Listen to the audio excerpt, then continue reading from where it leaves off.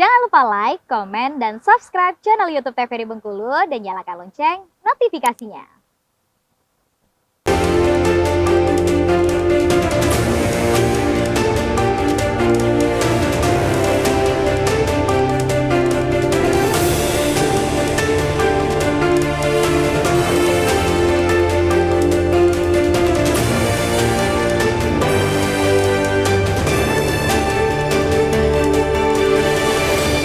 Baik pemirsa, kembali di Berndo TVRI Bengkulu untuk kesempatan hari ini tentunya untuk Senin awal pekan 19 Februari 2024 dan masih bersama saya Karo Fahmi dengan tema kita yaitu kunjungan pasien di Rumah Sakit Khusus Jiwa pasca pemilu.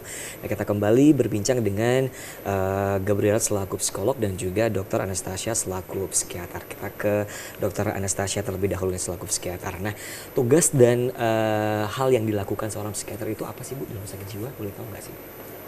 Tugasnya banyak ya Pak.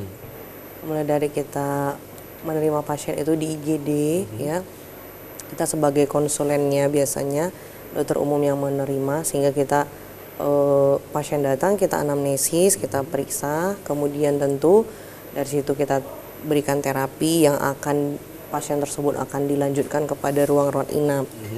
Nah setelah itu baru kita akan melayani seberapa lama pun pasien tersebut dirawat, misalnya pengobatannya dinamakan rawat inap ya, pengobatan di rawat inap. Kemudian tugas lain psikiater adalah tes mental itu tadi ya, tes pemeriksaan kesehatan jiwa, itu juga bagian dari kita.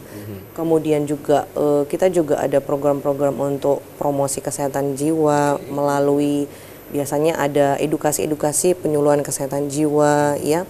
Nah dibantu dengan psikolog biasanya edukasi entah itu ke sekolah-sekolah atau ke perusahaan-perusahaan atau kumpulan-kumpulan apapun yang kiranya kita bisa masuki bekerja sama.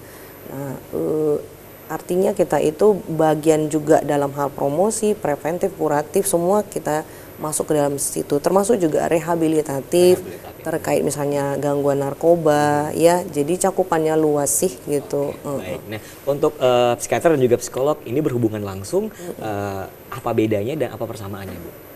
Ya, kalau psikolog itu dia lebih kepada tes-tes ya Pak ya, melalui pemeriksaan-pemeriksaan yang dilakukan. Kalau kita rananya sudah sampai kepada adanya gangguan dan pengobatan gitu. Mungkin untuk psikolog Pak Gabriel lebih jelas mungkin ya. Silakan. Tugasnya psikolog apa nih? Ya baik, tugas psikolog juga cukup signifikan ya, cukup banyak, cukup terstruktur. Dari yang pertama ada kunjungan dari pasien, dari poli, itu ada polinya tersendiri, poli psikologi. Tugasnya cukup banyak, mulai dari mengasesmen, memberikan intervensi, sampai pemberian psikoterapinya seperti apa. Itu bentuk-bentuk yang dilakukan di Rumah Sakit Khusus Jiwa. Namun tidak menutup kemungkinan juga seperti yang disampaikan oleh psikiater, yaitu melakukan sosialisasi kepada siswa terkait minat bakat, tes IQ, dan sebagainya. Oke, itu salah satu tugas dari psikolog ya. Betul. Oke, nah semisalnya nih Bu, untuk Ibu Anastasia, nah untuk pasien yang awalnya kita mau berbincang mengenai yang namanya jalur pengobatannya terlebih dahulu ya Bu.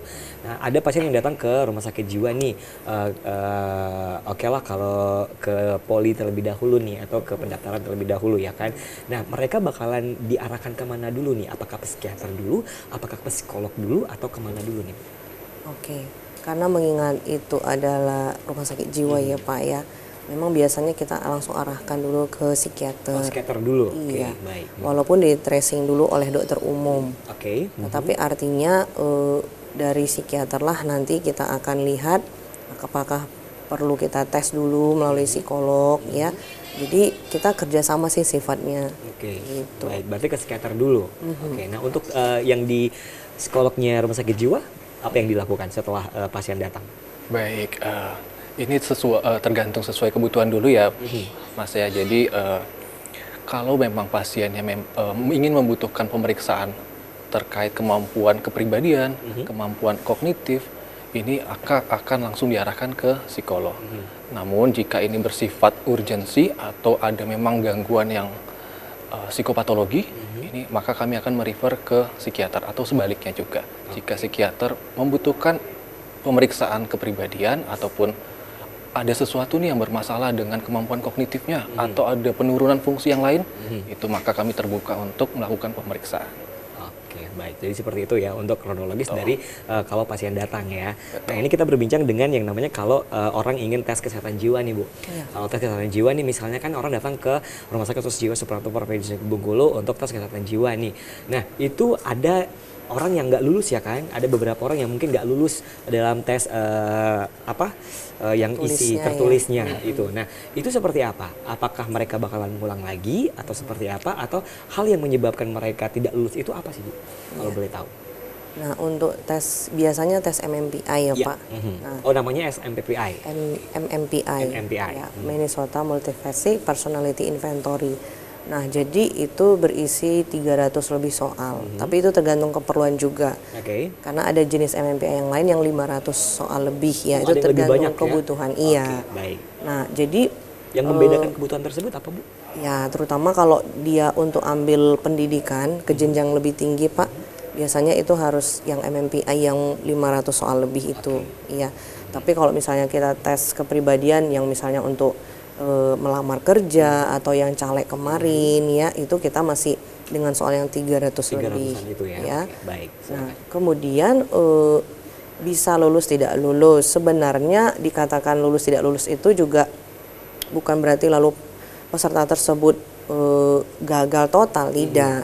Itu tadi ketika kita dari hasil pemeriksaan MMPI tersebut, ketika dijumpai hal-hal yang tidak valid ya dari hasil pemeriksaan tersebut, maka kita akan uji ulang gitu. Ulang, baik. Bisa dengan soal itu kembali atau dengan soal yang lain. Kita lihat keperluannya, masalah-masalahnya. Ketika itu mungkin kita lihat serius ya hasil tersebut, kita akan lebih ke pertanyaan yang lain yang seperti misalnya SCL. Itu semua kita mau lihat benar-benar nggak sih ini mengalami gangguan gitu. Karena bisa saja ketika seseorang itu mengerjakan soal sebanyak 300 lebih itu ya Pak, misalnya itu pengalaman pertama, kemudian dia mungkin juga datang dengan terburu-buru, banyak beban pikiran, tidak konsentrasi, itu bisa membiaskan hasil gitu. Jadi hasilnya bisa tidak valid gitu. Oleh karena sebenarnya dia yang belum siap atau lingkungan dan lain sebagainya.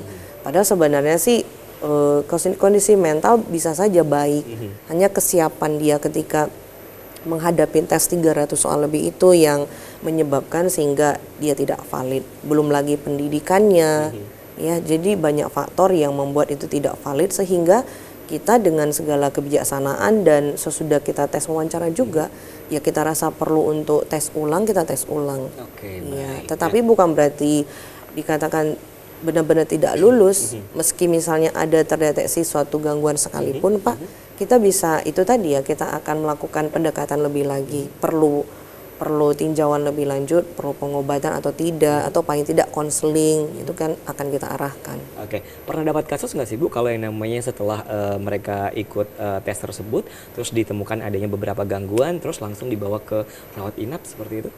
Kalau langsung ke rawat inap tidak ya Pak, tapi memang pernah itu langsung terdeteksi ada sedikit gangguan suasana perasaan. Jadi pada saat itu akhirnya kita ambil waktu untuk konseling dan dari situ ya kita sarankan ibu sepertinya butuh pengobatan. Nah jadi akhirnya dia mengerti dan kan ketika kita interview lebih jauh akhirnya memang terbongkar bahwa dia sedang ada masalah dan lain sebagainya. Dengan begitu ya dengan berobat jalan juga pada saat itu.